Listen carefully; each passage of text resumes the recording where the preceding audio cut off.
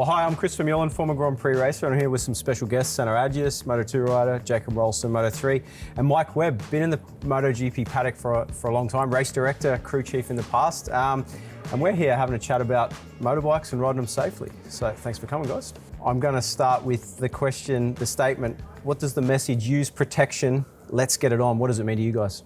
It's safety. Yeah. Look at the landscape, get your helmet on and get out there. Sure, I mean, it's pretty obvious the protective gear, you absolutely have to have it. You're there, exposed to everything, so you've got to have every part of you covered. We all know it. And from the GP point of view, our input is like the cutting edge of development.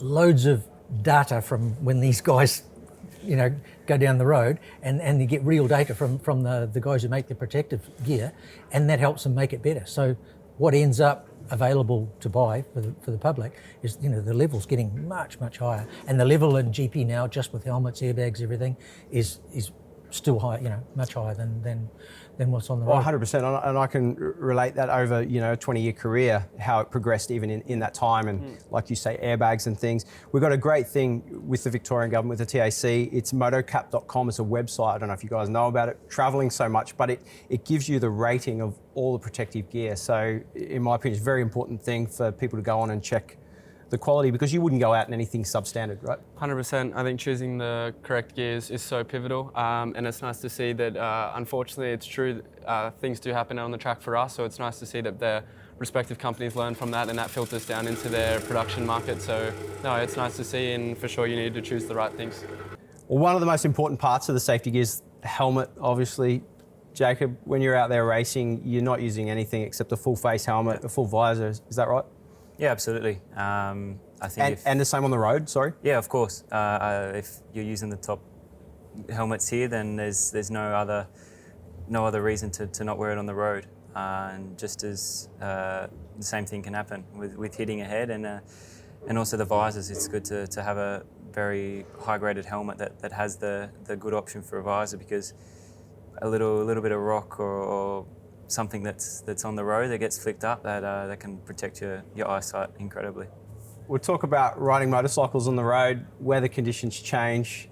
I mean, we should always gear up, we know that. But if you're riding in the summer, you're not going to just go out in your shorts and thongs and put your helmet on and it'll be okay, is it, Mike? No, you see it sometimes, and it makes me cringe. I can't imagine anyone doing it. And it's something, it becomes so natural that I ride a bike, adventure bike on the road, and every trip, 5 minutes down the road, gloves on, helmet, everything on, fully covered. It becomes a natural thing to do, so that I couldn't even think of riding to the corner without gloves on, It's the normal thing to do, and it just, sense of calm, we're all covered, I think you're right, because the accident can happen anywhere, right? You can ride out and the surface can be different and down you go, It's just because you're going slow or short distance doesn't mean you're not going to crash, right? Sure. It's another point where I think technology has evolved to make motorcycling safer.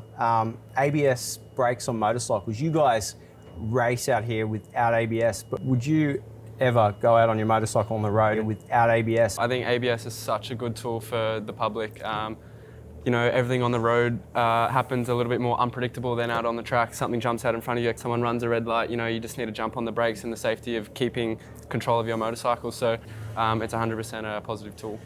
The technology side of that, Mike, you've worked at a high level of developing motorcycles, how they move forward.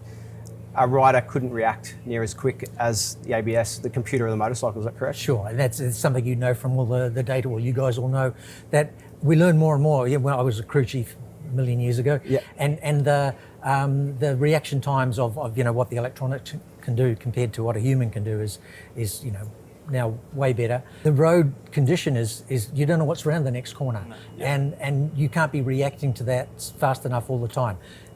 Let the technology help. It's a really good tool. All right, we'll move on to one, riding conditions, riding in the rain. Tell us about that. How do you change your riding style, and how do you react to that? Doing everything a lot earlier, braking a lot earlier, preparing a lot earlier for the corner. And the thing compared to a racetrack, I guess, we know what the conditions could be in a lap after lap. You go out on the road, there could have been a truck going around that corner that spilt diesel, and you add water to that. It's a nightmare, right? Yeah. So preparing for those sorts of situations. Yeah, what Jacob said first, of course, you need to have a look at your machine. Obviously, the tyres is the only thing connecting you to the road. So, for sure, having the importance of having a decent tread tyre for the rain conditions if you are looking to obviously use your bike in all conditions. And then, second, of course, is just to keep calm. Honestly, if you're a bit stiff out there, like what Jacob said before, if you just take everything a step back, being a bit more calm and having the right tyres underneath you, you can still enjoy your ride. So, I think just, take it back a bit and keep calm. Mike, conditions to a racetrack being here is very different to being out on the road. Is that correct? Sure. Our organisation, we spend all our time making racetracks safe. Even this Phillip Island circuit, there's loads more runoff. Lots of work being done. The surface is as consistent as we can get it. Nothing to run into, nice and safe, so you guys can do your job. But the road's not like that. I mean, you can't assume that the conditions are good. You've got to be ready for the unpredictable stuff you were talking about. Yeah. Whether it's rain, whether it's a diesel spill, some stones, animals, whatever. A car coming on your side of the lane, anything. Exactly. Yep. So you haven't got that that extra level of safety that you guys get on a racetrack, so that you can ride fast. You can't do it on the road. You've got to be ready for what's coming next, and you don't know what it is. October for us is a great month. We have the Australian Motorcycle Grand Prix, but also in Victoria, it is Motorcycle Awareness Month. So from you guys, what do you think other road users can do to help improve the safety of motorcycles? As motorcycle riders, when you drive a car, it's what you said, you're so much more aware because you've been that motorcyclist. You've seen it. So someone who's never ridden a bicycle or a motorcycle on the road and they only drive a car, in general, they're a bit less aware. It's a different awareness, isn't it? Yeah. Because when you're on the bike, you see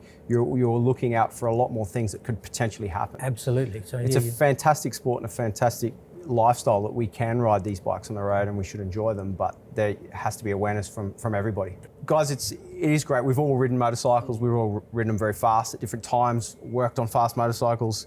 It is a privilege to be able to ride them. But what do people need to respect about these machines? Because they can be quick, right? Yeah, they're honestly, the core of a motorbike just brings so much adrenaline to the human body. I think that's why we all more or less get addicted to it. Some obviously keep it as a passion on the road, hobby on the road, and from yourself, me, everyone, Jacob here, we love it. It's why we're here. We're trying to get to the top of the sport. So I think it all starts in the same way, but whatever way you want to go about it, if you're just riding on the street, to understand that there is danger and there is things that you need to control yourself, that we are not forced, because there's no way you'd catch me out there without motorcycle equipment. But for you guys, it's even more important, because it's true that you got more decision, like you have to make the decision by yourself a bit more of what you buy and what safety equipment and how you ride out there. The bikes themselves, I mean, you can go and spend $25,000, right? And it'd be quicker than a $500,000 sports car.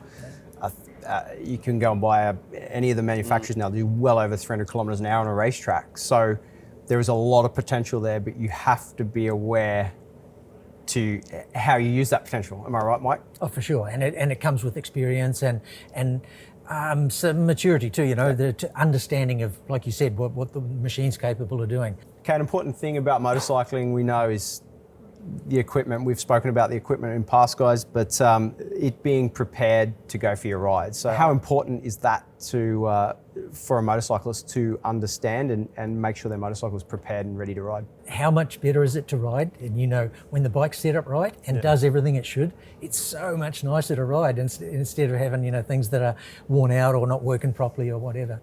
I know myself have 100% trust in the professionals that do their job, and even at home.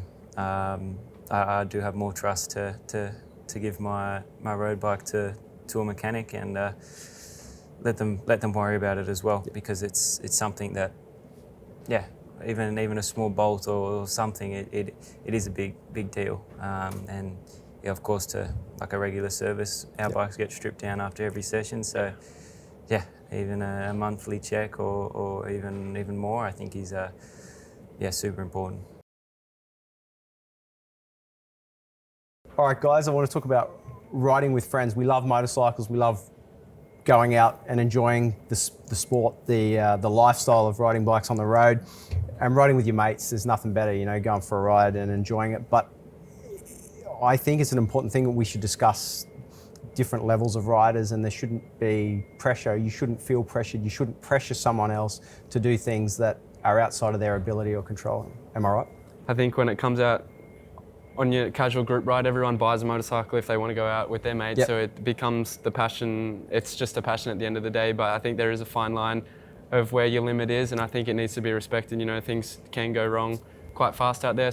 Yeah, not to keep it, as you said, not to kind of prove anything to anyone else as well, I think is a huge thing. Not to show off to your mates, or I don't think that, of course, the road isn't appropriate to do it. Yeah. And if you're into it, come to a track day. It's Exactly that. Guys, when we go to a racetrack, our route is planned for us, right? We're at Phillip Island here. There's a 4.5 kilometre circuit. It keeps looping on itself. You're going to go and do it 25 times or whatever on the weekend.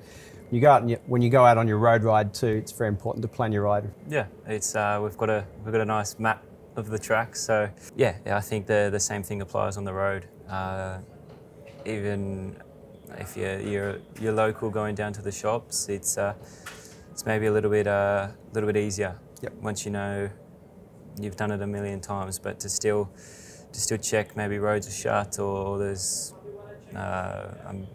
plenty of apps that you can see the road conditions as well with that. So I think if you're going for a long ride with friends or with a group, it's always important to stick to a plan and to have a good idea where to go, and to not see in your navigation, you've got to quickly turn, and then to risk yourself and others using the road to make this turn. And Mike, when you're going out on your adventure bike with mates, you plan stops, right? Where you're going to get the best coffee, croissants, whatever. But it's important, right? Yeah, I've been a lot older than you guys. I've noticed that over the years, I've kept some really strong friendships for a lot of years because of riding, just going out with this group of mates. And you end up planning the trip often over several days, not just a day. That's a big part of it too. So that's getting together and deciding where we're all going to go and where the good roads are and where the cafes are. Yeah. And whether the weather's going to come in and what might change for that sort of thing, right? But it's really nice. Then you've got again the fun of going out with the mates is there, and the stress is gone. You're having a really good time. You know where you're going. No one's, there's no big stress about, where are we going to stay, or, where are we going to stop. It's a chill. You enjoy the ride. Yep. And that planning is part of the fun. Sure. Yeah, absolutely. That's why we love it. Yep. Yeah. All right, thanks very much for joining us, guys. It's always good to have a chat and talk about motorcycle safety. As we always say, use protection. I think that was one of the things that come out in this. Safety riding protection is important. And if anyone's got any questions, just get on the TAC website. Everything's there, and enjoy your ride.